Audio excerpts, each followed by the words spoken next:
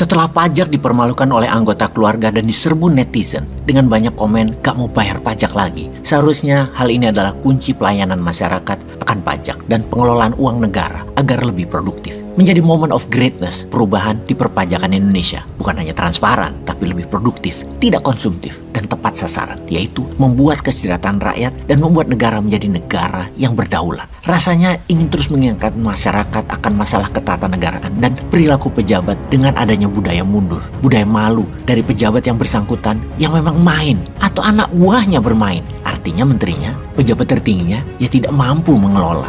Jangan malah flexing.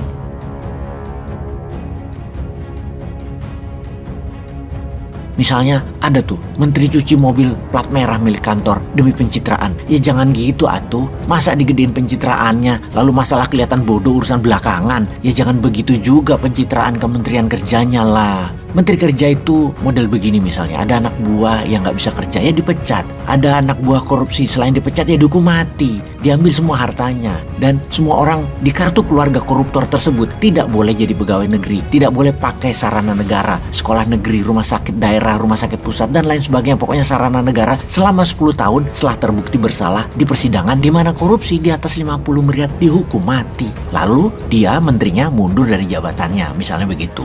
Tepat anggaran untuk masalah yang produktif itu penting. Dalam penyusunan anggaran belanja negara, banyak sekali porsi saat ini yang tidak produktif. Misalnya, bayar bunga pinjaman yang mencapai 400 triliun setahun. Coba bayangkan, bayar bunga pinjaman aja Indonesia pakai pinjaman bayarnya. Hutang saat ini 7.800 triliun. Kalau bunganya 5% setahun, itu hampir 400 triliun. Coba bayangkan, pokoknya nggak pernah terbayar. Karena proyek yang dibangun bukan proyek produktif, adalah semuanya proyek konsumtif kebanyakan. Proyek yang jangka panjangnya ternyata tidak menghasilkan growth atau pertumbuhan. Bahkan membangun jalan tol yang kemudian jalan tolnya pada dijualin semua karena tolnya tidak menguntungkan. Memang terlihat membangun namun tidak menghasilkan growth pertumbuhan.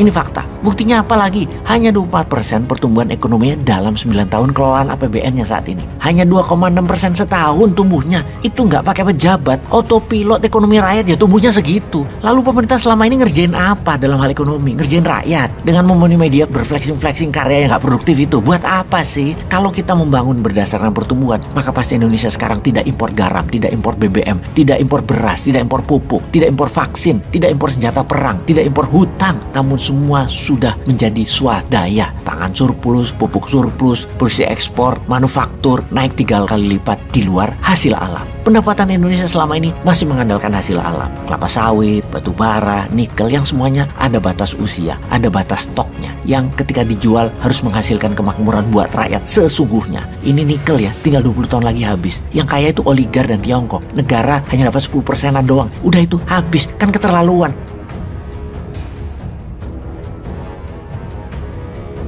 Harusnya Indonesia kaya, mendingan gak usah diproduksi kali. Kalau kayak gini, kalau cuma dapat 10%, ini harus diubah. Ini harus diingatkan kepada masyarakat agar pendapatan tidak hanya bersumber dari pajak bernegaranya. Yang jauh ini hanya membuat rakyat mangkal karena uang pajaknya buat beli saham Goto, masuk lewat Telkom, dan rugi. Aduh, geblek dah urusan beginian. Menterinya kemudian flexing-flexing. Belum lagi karena kementeriannya gak punya uang, atau gak mana megang uangnya, yang gak tahu juga. Itu ngerjain vendor-vendor proyek, ngerjain subkontraktor swasta yang harusnya untuk kerja. Mereka tuh sampai meminjam sana sini pakai pinjaman pribadi.